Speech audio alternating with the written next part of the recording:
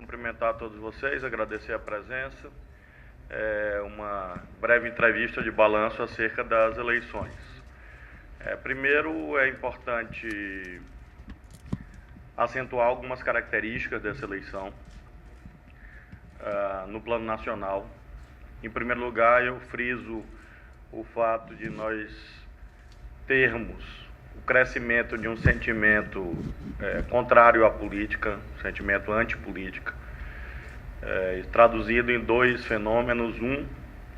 O alto índice de abstenção, votos nulos e brancos. Em alguns lugares isso chegou a praticamente metade do eleitorado, principalmente nos grandes centros. Essa é uma característica bastante preocupante, porque sinaliza um afastamento de parcelas expressivas da sociedade em relação ao mundo institucional. E o segundo aspecto, o segundo sintoma desse fenômeno é exatamente a vitória de candidatos que se apresentavam como externos à política, ou candidatos não políticos, como se isso fosse possível. É claro que, obviamente, alguém integrar um partido e disputar uma eleição já significa que ele é político, mas o discurso contrário à política, de modo que a primeira observação que eu faço é esta: uma crise profunda de representação política, traduzida nesse afastamento da sociedade em candidatos se pretendendo antipolíticos, e uma fragmentação partidária bastante grande, de modo que é muito difícil apontar grandes vencedores. É claro que há grandes derrotados, mas é difícil identificar grandes vencedores. A segunda observação que eu faço diz respeito a uma circunstância que se revelou também no Maranhão, que é o crescimento da presença do crime organizado na cena eleitoral. O crime organizado, facções criminosas, organizações criminosas, milícias, disputando na política e disputando contra a política. Isso também em termos nacionais, de modo bastante claro. Candidatos patrocinados por organizações criminosas financiando campanhas, organizações criminosas, no caso, por exemplo, de São Luís, tentando impedir a eleição, mostrando que há aquilo que já foi diagnosticado anteriormente. Nós temos uma agudização da crise da segurança pública no Brasil, e isso propicia o surgimento de vários fenômenos como esses. Nós tivemos confrontos armados em vários estados, morte de candidatos, morte de coordenadores de campanhas em vários estados, notadamente Rio, Goiás, Paraná, e isso também chegou ao Maranhão. Nesse ponto eu gostaria de sublinhar o trabalho notável feito pelo sistema de segurança pública e pelo nosso sistema penitenciário, que em meio a uma grave crise conseguiu garantir a ocorrência das eleições com liberdade para os eleitores, para os candidatos. Houve, de fato, essa manifestação desse fenômeno aqui no nosso estado, porém, a pronta resposta que o governo do estado deu, com auxílio do governo federal e da Justiça Eleitoral, garantiu a ocorrência das eleições. Porém, é de se notar que algo que já vem de alguns anos no nosso estado chegou a esse patamar do envolvimento com a política, e infelizmente não é algo específico do Maranhão, porque em outros estados nós também verificamos isto. Verificamos inclusive facções e organizações criminosas financiando campanhas, como tem sido anunciado em outros estados. A terceira observação que eu faço, essa de caráter mais político, diz respeito também ainda ao âmbito nacional, que o nosso campo ideológico, o campo da esquerda, sofreu um imenso retrocesso. Nós temos que reconhecer, muitas derrotas expressivas. A bem da verdade, é como se nós tivéssemos retornado ao patamar de 1985, em termos quantitativos. Isso deriva de uma série de fatores. É preciso que o nosso campo político, em termos nacionais, e aí incluo o meu partido, o PCdoB, reflita bastante sobre isso, porque nós tivemos derrotas bastante expressivas. A mais notável é a da cidade de São Paulo, mas também cidades como Porto Alegre, a esquerda ficou fora do segundo turno, Belo Horizonte, a esquerda ficou fora do segundo turno, Salvador não houve segundo turno, de modo que em grandes cidades houve uma tendência mais conservadora do eleitorado, e isso é uma observação também importante a ser feita. E isso não se vincula apenas à questão do impeachment em si mesmo, tanto que o PMDB não foi um grande vitorioso. Se vincula, a meu ver, a uma visão geral da sociedade, derivada de dois aspectos. Primeiro, a Operação Lava Jato e, segundo, a crise econômica. Todos aqueles que acompanham a política mundial sabem que, no contexto de crise econômica, nós temos uma curva à direita desde o nazifascismo dos anos 30.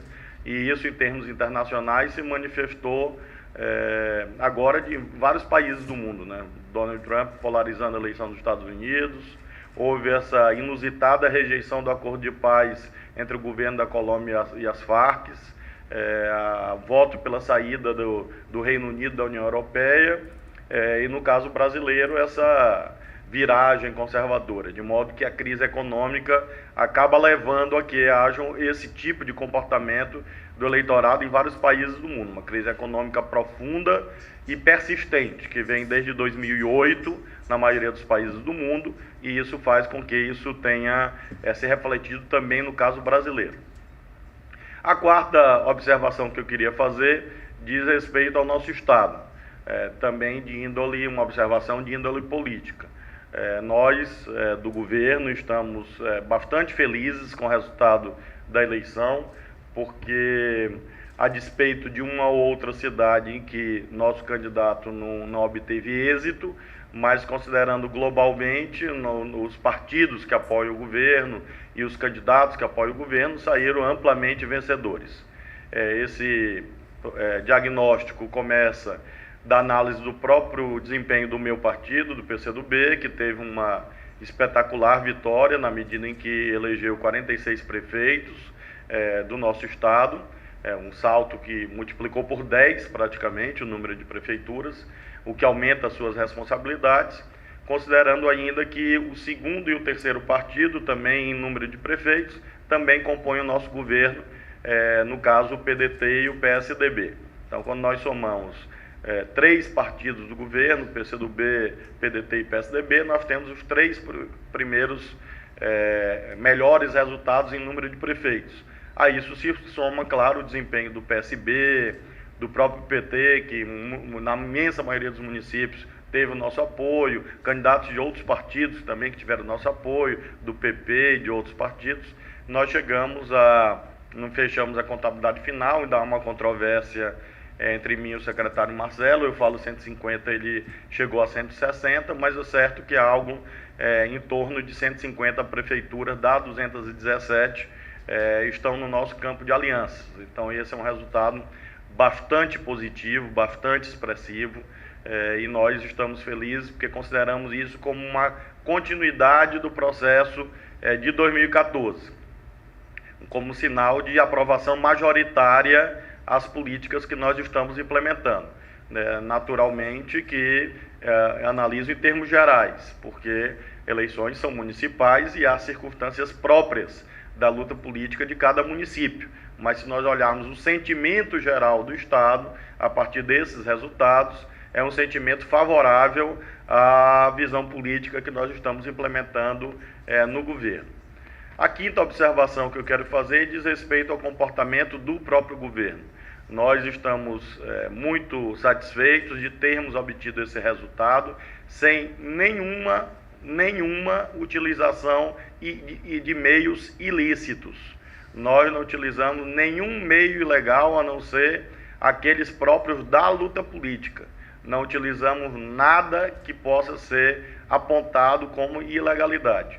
Ou seja, a máquina governamental, enquanto tal, não foi utilizada em proveito deste ou daquele candidato. O que houve foi a atuação política do governador, dos seus secretários, mas jamais a atuação do governo.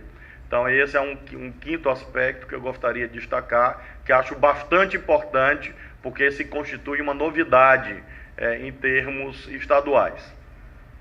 A sexta observação que eu quero fazer diz respeito ao comportamento daqui para diante. Nós vamos nos relacionar, e já tenho anunciado isso, e mais do que anunciar, eu tenho praticado essa visão segundo a qual todos os prefeitos e prefeitas, ao nos procurarem, ao desejarem efetivamente parcerias, eles são atendidos pelo nosso governo.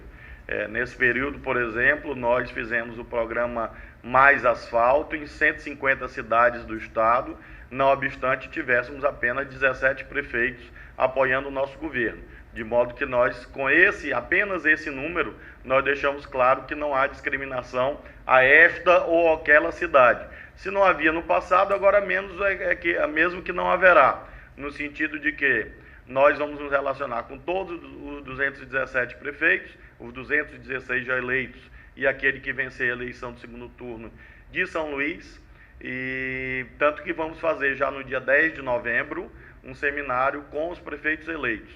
No dia 10 de novembro nós vamos convidar todos os 217 prefeitos, indistintamente, para nós apresentarmos os principais programas do governo do estado, programas como o Mais IDH, programas como Água para Todos, o Mais Asfalto, o programa Escola Digna, o programa de apoio aos municípios no que se refere à urbanização, pavimentação, programas no campo do esporte, na área da cultura. Nós vamos resenhar todos esses programas e mostrar para todos os prefeitos e prefeitas como eles podem fazer parcerias com o governo do estado. Quais são os caminhos pelos quais será possível haver convergência de esforços, ou seja, a conjugação de recursos municipais e estaduais para que haja melhores resultados para a população. De modo que já no dia 10 de novembro faremos isso.